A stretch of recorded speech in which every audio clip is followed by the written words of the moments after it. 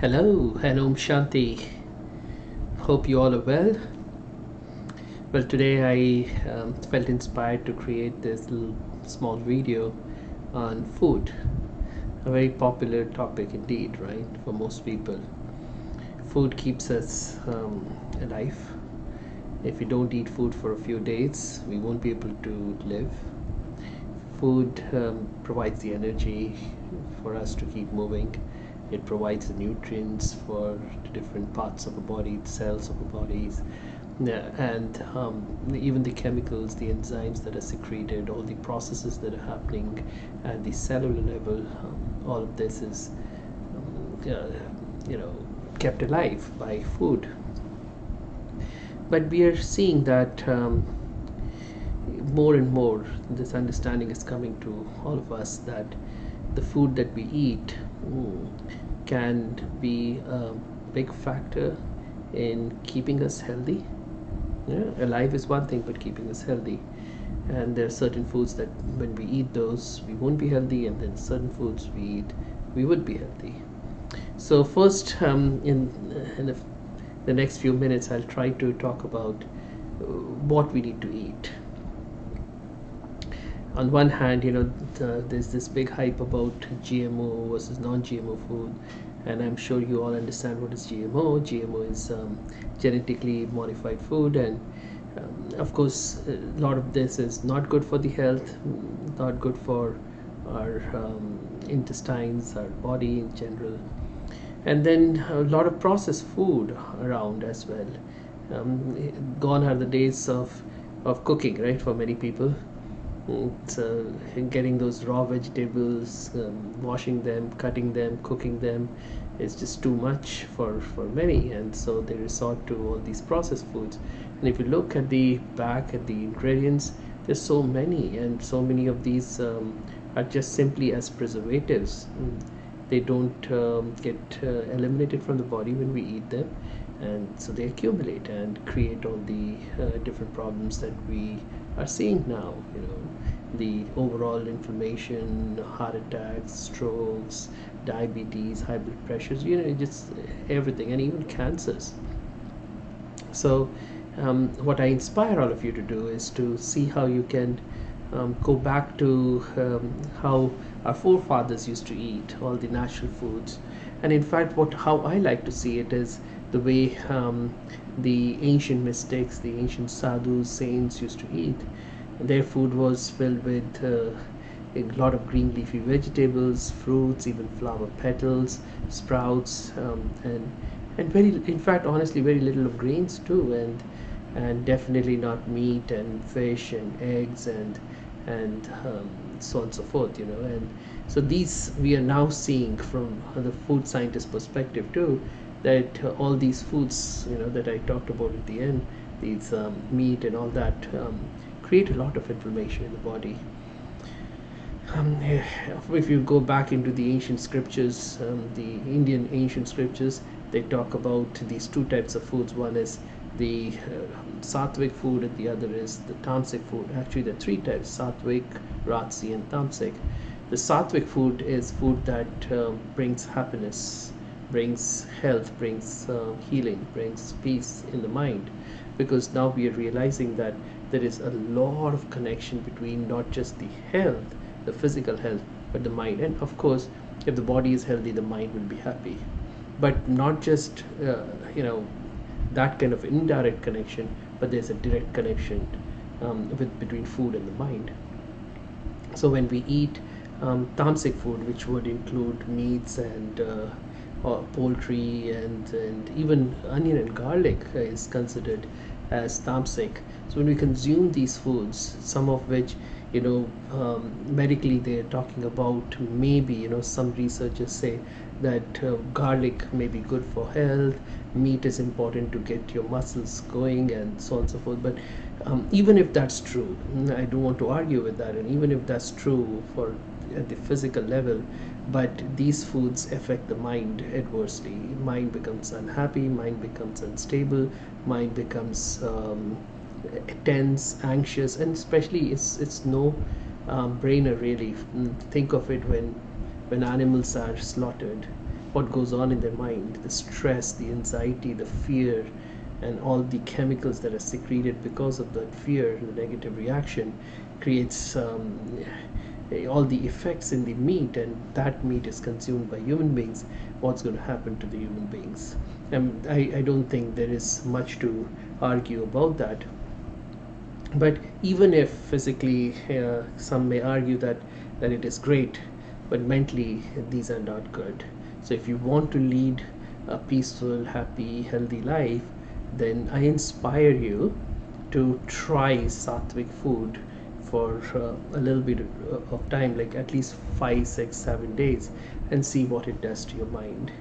And try to reduce the consumption of processed foods, try to buy locally, try to even grow your own vegetables and see how it feels. And we recently grew some peppers and some tomatoes in our backyard, and it's just a fantastic feeling to consume these.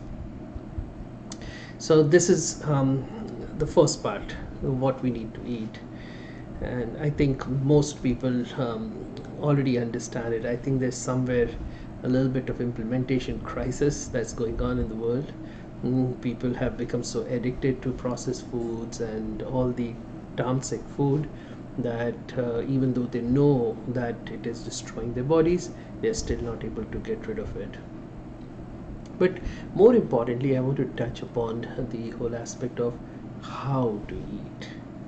You know, you see, even think of it, if you're eating the most nutritious food, the best food ever, with all the right amount of vitamins and all of the nutrients, all the micronutrients and macronutrients, and so you consume it. But while you're consuming it, you have stress in your mind. You're thinking about, the world out there, or you're watching television and on the news there is this a very fiery debate going on, or you're watching something which has maybe a horror movie or something which creates fear. Now all those emotions that get transmitted from the outside environment, the negative ones, affect the mind clearly. I mean, this is no brainer. But more importantly, what happens is when the mind gets stressed, then these emotions travel to different parts of the body, and especially to the gut. And there's now this conversation that the gut is the second brain, the second mind, and so the gut feels everything. What you're feeling, the gut feels, and if the mind is not happy, the gut is not going to be happy either. And when the gut is not happy, then it is not able to digest the food, even the best food, even the highest quality, the most nutritious food. So what's the use? Think of it, say, let's take an example. If there are two types of food, one most nutritious, the best of the best, which has say 99.99% nutrition, and say 0.001 or 0.01% of toxins, and the other one could be a very simple food, not one of those high quality foods, but say it has say 60% nutrition and 40% toxins.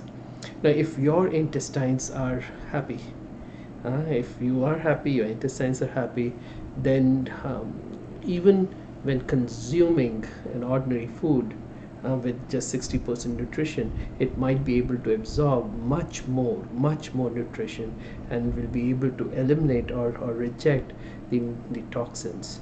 On the other hand, when we are not happy, when we are not feeling good, then the intestines may work adversely and may end up, even with the best nutrition, may not be able to absorb the nutrition part, and may in fact selectively absorb the toxins. So what's the use really, right? So here I'm not saying that you deliberately consume non-nutritious, more toxic food, but more importantly, create feelings of happiness, create feelings of gratitude, create feelings of calmness and peace while you're consuming food. So often we find ourselves, watching television or watching things on our cell phone, texting, talking, so on and so forth. Food is a very It's a very important thing in life, you know. Like I said in the beginning, this is what um, continues life for us, you know. So um, we need to respect food, and so I inspire everyone to take the moment to, you know, center yourself, relax yourself, let go of all these different gadgets for that little bit of time, and eat with gratitude. Thank the food, thank all those who have put in their efforts to bring that food on your table. You see, there were people who helped grow it, people who helped transport it, pack it, bring it to the supermarkets, and then you went and picked it up from there, or maybe somebody else cooked it for you, you know. And so thank you, everyone, you know, that kind of feeling, that kind of gratitude. But also, one more aspect I want to touch upon here is preparing our own food. You know, sometimes we enjoy, many of us enjoy eating outside because it becomes easier, and we may think that, oh, this restaurant prepares food and I can actually selectively take you know, whatever on is the healthiest on the menu. But you think of it, the food has been prepared by someone else, and you never know what kind of energy that was created at the time the food was being prepared. You know, what was going on in the mind of the person who was preparing. So say if the person was in a lot of stress, or was going through a divorce, or was going through some sort of you know, stress. It could be physical, it could be health related, it could be financial, it could be anything else. But all that energy is going to go into the food. And now, when you consume the food, you're going to kind of absorb all that energy. So, what I have realized in my 20 years, the 19 some years of my association with the Brahma Kumaris, is that you know, food is consumed, should be consumed, and you know, with that kind of um, feeling of, you know, how important it is. So, and preparing your own food is something that gives importance to food itself. That it's not something that I just grab on the go from a supermarket or somewhere else, or from a cafeteria or a restaurant, but something that I have you know, taken time to prepare. In fact, you know what, now we are realizing that you know, there is, for the best absorption of nutrients from the food, it is important for the my frequency to be kind of in alignment with the frequency of the food, or the other way around, the food's frequency to be in alignment with mine, kind of matching of frequencies. So think of it, say it's a vegetable, you're going to have I don't know, bell peppers. Now, neither have you grown them, neither have you harvested them, neither have you helped in any part of the, you know, the whole aspect of bringing to your table, like packaging and transporting to the supermarket, or going and buying at the supermarket, or then washing and or cooking, and or even serving. And nothing of this you've done, and you just see it in front of you. Now, this food has not spent time with you. The bell peppers have not really spent time with you. So, how will the frequency of the bell pepper be close to your frequency? So, even if it is the healthiest bell pepper, the most non GMO, most organic, zero pesticides, whatever, the frequency won't match, so absorption is not going to happen. On the other hand, you know, the best thing would be that you take these bell, you take, bring the seeds, you kind of try to grow your own bell pepper in your backyard. You water it every day, you tend to it, and you kind of, you know, talk to it, you know, just be with it, you know. And it takes months for these to harvest, and then you pluck the bell pepper. Say, for example, here we're talking about bell pepper for now, but it could be any other vegetable. So you pluck it, then you wash it yourself, you cut it into small pieces for yourself, and then you cook it. And then after that, you sit with it and take a moment of expressing gratitude to the food, to the universe, to God, for bringing it to your table. See now how much time you're spending with the food, with the bell peppers. So the frequency is going to get very close. And so even if it is not the most, I don't know, the highest quality bell pepper, but it will get absorbed. All the nutrients are going to get absorbed. So if not all of the processes, but at least some of this you can do. If you can't grow every vegetable in your garden, then at least you can go and shop yourself, go to the supermarket yourself, bring it home, gently wash these vegetables or fruits, and then cut and cook yourself, and sit and without the television and all those things going on, just trying to create a beautiful relationship with the food that is on your plate, and see how much the food will begin to get absorbed, the nutrients will begin to get absorbed. And I can assure you, this is my inspiration to you, to try it for a week like this, and I assure you within a week, 10 days, you will really start feeling the difference.